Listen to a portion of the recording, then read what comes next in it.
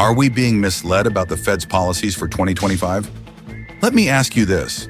Have you ever wondered why the stock market keeps bouncing back, even when everything seems uncertain? Here's the truth the mainstream won't admit. The stock market is too big to fail.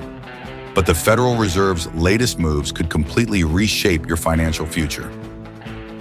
They hold the power to influence interest rates, inflation, and the way you navigate your personal finances. Stick around, because today we're peeling back the layers and exposing how these decisions will impact not just the markets, but your wallet, your savings, and your daily life. Before diving into what's ahead, let's take a step back and examine how the markets performed in 2024.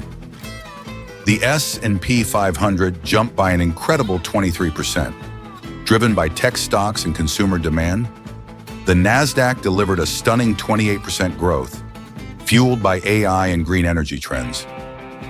Even the Dow Jones, which often lags behind, climbed by 12%. Optimism was high, and many analysts predicted 2025 would be even better. But then came December. Markets stalled. Investors grew nervous. What happened? The Federal Reserve, that's what happened.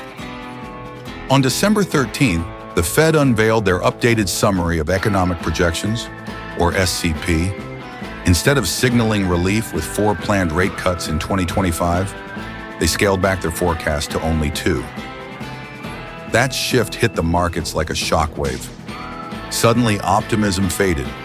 Investors began questioning whether the economy could truly weather higher interest rates for longer. And they weren't alone. Households and businesses felt the pressure building too. So what does this all mean? Let me put it in simple terms. Fewer rate cuts mean higher borrowing costs sticking around for longer. Think about it. When the cost of borrowing remains high, businesses have less money to expand, and families have less to spend on things like homes or cars. And here's where it really hits. Higher rates don't just touch Wall Street, they ripple out to Main Street, affecting everyone, including you and me. But there's a bigger, less obvious problem. Let's talk about the US government's national debt. Right now, it's sitting at over $33 trillion. And here's the kicker. When interest rates rise, the government pays more to service that debt. In 2024, interest payments alone totaled nearly $1 trillion. That's money that could have gone toward infrastructure, healthcare, or education.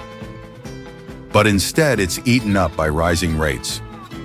And if the economy slows down, tax revenues drop. The cycle worsens. It's like being stuck in quicksand, and the more you struggle, the deeper you sink. So how does this affect you? Higher interest rates mean higher payments on mortgages, credit cards, car loans, and more. Maybe you've already felt it. A home that seemed affordable last year is now out of reach. Credit card balances grow faster. Even saving for the future feels tougher as inflation continues eating away at purchasing power. And if the Fed doesn't pivot soon, this squeeze could become unbearable for many households. But don't worry, there's hope and there's strategy. We'll explore that in the next part. But let me make a bold prediction, one that could define the course of 2025. The Fed will almost certainly be forced to cut interest rates more than the 2 times they projected. Why? Because they simply have no other option. Keeping rates higher for too long will suffocate economic growth, and the mounting pressure of a national debt surpassing $33 trillion will push them into a corner. It's not a question of if, but rather when they'll pivot. The reality is, every passing month of higher rates digs the economy into a deeper hole. And let me tell you this, history has shown that when faced with a potential economic collapse, the Fed almost always chooses to stimulate growth, even if it means fueling inflation. We're likely to see them overcorrect, cutting rates to kickstart spending and alleviate pressure on businesses and households. But the million-dollar question is, are you prepared to take advantage of this shift? So what should your game plan be? First, don't panic. Volatility is the heartbeat of the market, and no storm lasts forever. Second, look at every market dip as an opportunity, not a setback. Historically, periods of uncertainty and fear have proven to be the best times to invest. Remember, the S&P 500 has rebounded from every major crash in the last century, often surpassing its previous highs. Timing the market is nearly impossible, but staying consistent and focused is what pays off in the long run. Finally, think strategically. Diversify your portfolio, stay informed, and be ready to pivot when opportunities arise.